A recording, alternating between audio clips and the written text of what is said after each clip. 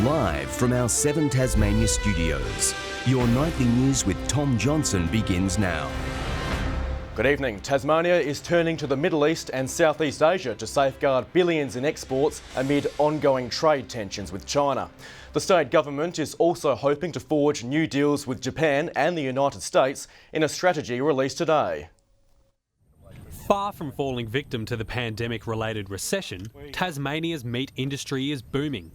Beef prices at the moment are at the highest they've ever been, so we're a protected species. While there are concerns that prices could be volatile, the industry is banking on the value of Tasmanian beef's premium reputation. It's not a commodity anymore. They've got niche markets around the world that they get a premium for the kind of beef that we grow. It's not just beef, it's Tasmanian grass-fed beef, and it's a very powerful brand. That reputation is crossing borders. Meat, one of the leaders of the recent export figures, growing by 22% in 2020. We've got probably the best beef in the world, but I'm a little bit biased in saying that. But it's proven itself all over the world, and it's a wonderful product. Billing ourselves as premium, a key point in the state government's yearly trade action plan, launched today. We don't have the scale that other countries or even states do when it comes to our broader commodity markets. And so we have to focus on that premium end. As is diversifying our trading partners. As a government, we're also working alongside industry to ensure that they can seize the opportunities of a diversified market across the globe. In 2020, 42% of our trade was to China. Japan, Singapore, the United States and the Middle East are all on our list of potential boom markets as we look to lessen our reliance on them. We've learnt a lesson: don't put all our eggs in one basket. Spread the risk and trade with as many different people as you possibly can. The end goal, getting Tasmanian goods flying out. Josh Duggan, 7 Tasmania News. 2 evade incidents have kept police busy this afternoon. In the first one, they searched for a stolen blue Toyota Kluger, reportedly being driven erratically. Officers say a man then allegedly evaded them on a blue motorcycle in Ravenswood. The driver crashed the bike and allegedly fled the scene before being arrested a short time later. That man remains in custody but is yet to be charged. Meanwhile, police are still trying to find the stolen blue Kluger. A Claremont home has been gutted after a fire ripped through the property in the early hours of this morning. Authorities say a woman was evacuated and taken to hospital. The cause is yet to be determined but is not believed to be suspicious.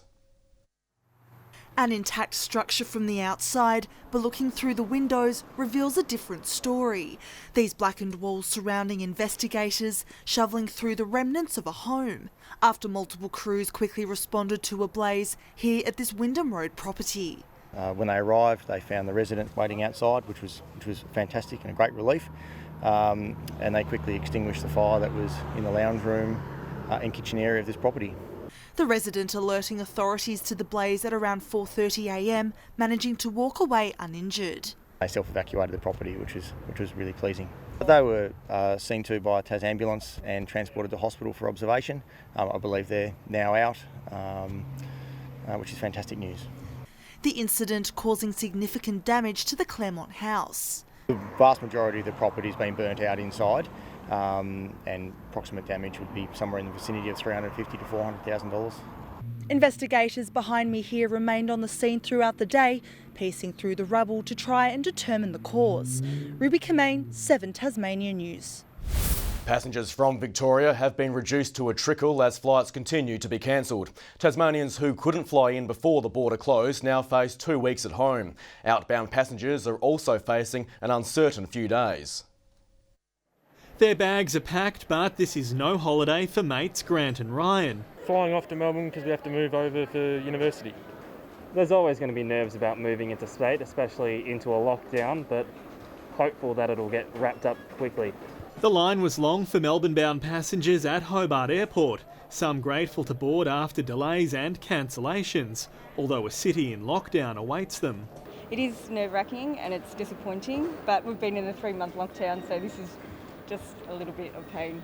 On Friday, Victoria was declared high risk. Tasmanians who couldn't beat the border closure home now face 2 weeks of isolation. I think the most annoying thing is I'm going to lose money for work, but maybe it's a blessing in disguise. I was on the train from Melbourne to Geelong when I heard about the lockdown about 2 o'clock.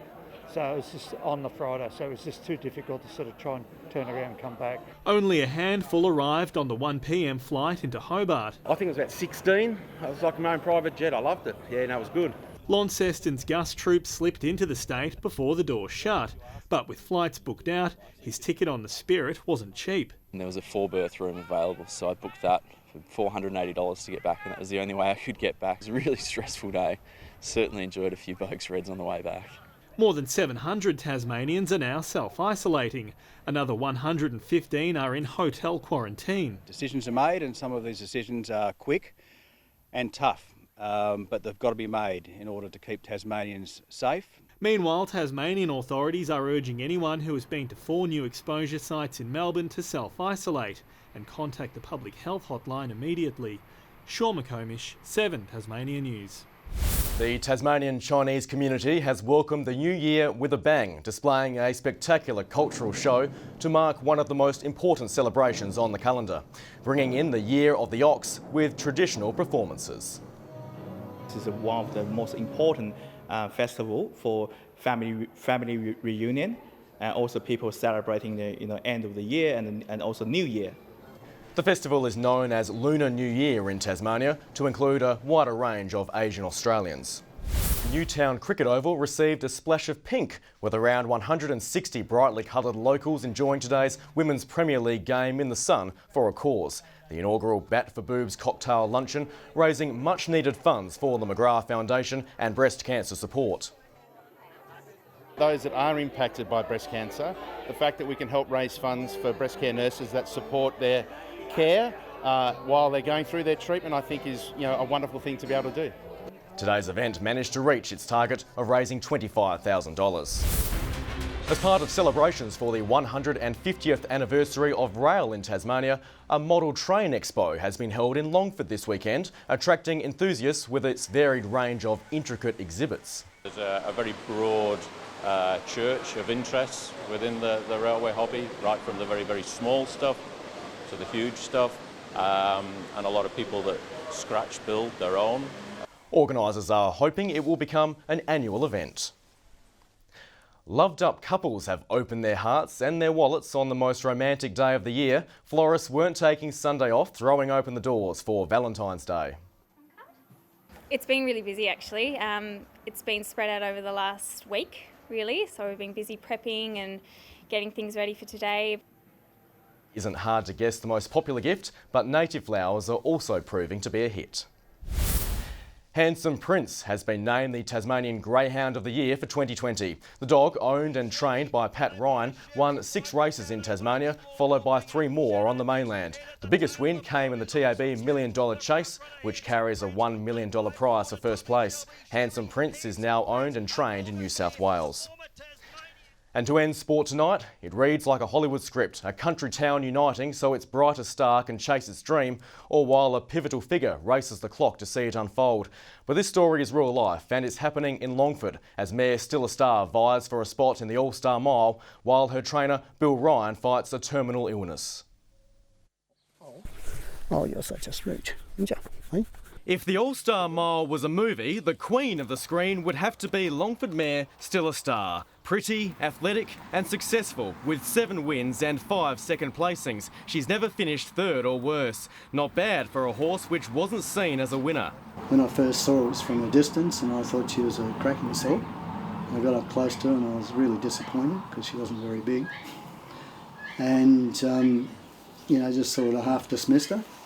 Her small stature earned her the nickname Minnie and meant trainer Bill Ryan picked her up for a bargain, just $13,000. She's now won more than $400,000. She just watches you all the time.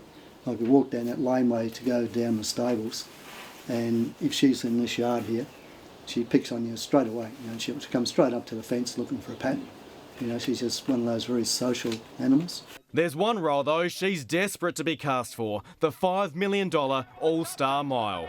She is what dreams are made of! Famously won by another Tasmanian, Mystic Journey. I'm sure that this mayor's kept him going. I'm positive. that she's kept him going. Up, Ronnie. Ryan's best mate and still a Stars part owner, Ron Riley, knows this is more than a horse race. It's a parting wish from the terminally ill Ryan, who's at the mercy of a devastating lung disease. It'll mean everything. I mean, it's not the money, and it's not the money for any of us, I don't think. It's just the fact that we're there, or hopefully be there, and the prestige of having the mare in the race. What Minnie needs, though, is votes, and that's where her hometown of Longford comes in. She's only pint-sized, our Minnie, but she's racing for Longford. Our tyres stick, and so does Still a Star. Go, Minnie! You see, the All-Star Mile is a popularity contest. The 10 horses with the most votes gain entry to the prestigious race, sparking this campaign propelled by Ryan's daughter, Monica. It's just been absolutely awesome. They've gone mad in Longford. Now they need the rest of Tassie to get on board too. Only hours remain to go to the All-Star Mile website and cast your vote for Still a Star, who is knocking on the door of the top 10. Probably the most important thing would be that it's no secret Dad's condition, and I just really, really want to enjoy every moment we can that we have left together. You know, it's my last chance to have a runner in a decent race. Excuse me, win, lose or draw, it'd just be fantastic to get into it. And, you know, the amount of effort that everybody's put into it has been phenomenal. Give us your vote! Still a Star! Voting closes at midnight. Good evening, welcome back. 22 degrees today in Hobart. Launceston had the state's top with 25 and 21 in Burnie and Devonport. 25 degrees for Cressy, Fingal, Campania and Ouse. 24 the top at Smithton. Grove hit 23 with 21 degrees for Lowhead, Scottsdale, Wynyard and Lyowini. Mostly clear skies over Tasmania today. Some cloud persisting over the southwest. Low cloud about southern and eastern coasts of the mainland. Mid to high cloud situated over WA and the far north. The remainder mostly clear. Tomorrow a high moves southeast of the state, a trough visible over Queensland. The monsoon trough lies over the top end, feeding into a trough down the coast of WA. On the waters, southeasterly winds 10 to 20 knots tomorrow, gradually shifting northeasterly during the day, lighter and more variable about the west. Morning showers in Hobart tomorrow, 20 degrees, 19 for Dover, 22 at Ouse. Showers developing through the north, 22 in Launceston, 21 for Devonport, 20 degrees at Scottsdale. Showers in Burnie, 20 degrees, 23 for Strawn, a top of 21 at Stanley, and 20 the top for St Helens, 19 at Swansea, Ross, showers clearing and 21 degrees. And the UV remains high for all areas across Tasmania. A fine day expected on Tuesday, just some light showers through the far southwest. Wednesday brings possible light showers for the northwest and the northeast. Fine elsewhere, a hot day expected throughout the south, with similar conditions again expected on Thursday. Around Australia tomorrow, 37 degrees in Perth, 30 the top for Adelaide and Brisbane, 27 degrees and sunny for Melbourne, 23 in Sydney with storms for Darwin, 31 degrees. And at the moment it's 19 degrees in Hobart and Devonport and a sunny 22 in Launceston. That is all for your Valentine's Day weather. Thank you very much for that, Sam. Hope it's been a good one for you.